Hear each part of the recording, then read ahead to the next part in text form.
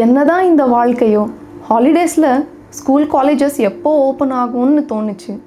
ஆனால் இப்போது home works, tests, ப்ராஜெக்ட்ஸுன்னு torture கொடுக்குறாங்க. இதுக்கு ஹாலிடேஸே நல்லா இருந்துச்சுன்னு இப்போ தோணுது. ஃபங்க்ஷன்ஸ் அண்ட் மேரேஜஸ் அட்டென்ட் பண்ணும்போது நமக்கு எப்போ கல்யாணம் நடக்கும், என்னோடய ஹஸ்பண்ட் குழந்தை குட்டியோட ஹோம் ஸ்வீட் ஹோமாக என் லைஃப் எப்போ மாறும்னு ஆசைப்பட்டேன். ஆனால் இப்போ தான் புரியுது, சிங்கிள் லைஃபே எவ்வளவோ ஜாலியாக இருந்தது. கடவுளே, என் குழந்தைங்க பண்ணுற சேட்டை என்னால் தாங்க முடியல, இவங்க எப்போ தான் வளர போகிறாங்களோன்னு நினச்சேன். ஆனால் இப்போது என் குழந்தைங்க எல்லாம் ஃபாரினில் செட்டில் ஆகி வீடியோ காலில் தான் அவங்களோட பேசிகிட்டு இருக்கேன். அந்த சின்ன வயசில் இருந்த வாழ்க்கையே எவ்வளோ நல்லா இருந்துச்சு. இது போல் நாம் விரும்பின சுச்சுவேஷன்ஸ் நம்ம வாழ்க்கையில் வரும்போது நாமளே அதை வெறுக்கிறோம். ஏன்? இதுக்கான காரணம் என்ன? நம்ம மனசு.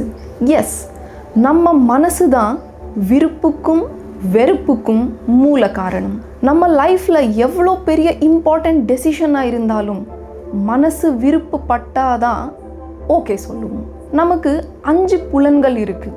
இந்த 5 புலன்கள் கொடுக்குற இன்ஃபார்மேஷன்லேருந்து தான் மனசு விருப்பமா அல்ல வெறுப்பமா அப்படின்ற டெசிஷன் எடுக்கும்.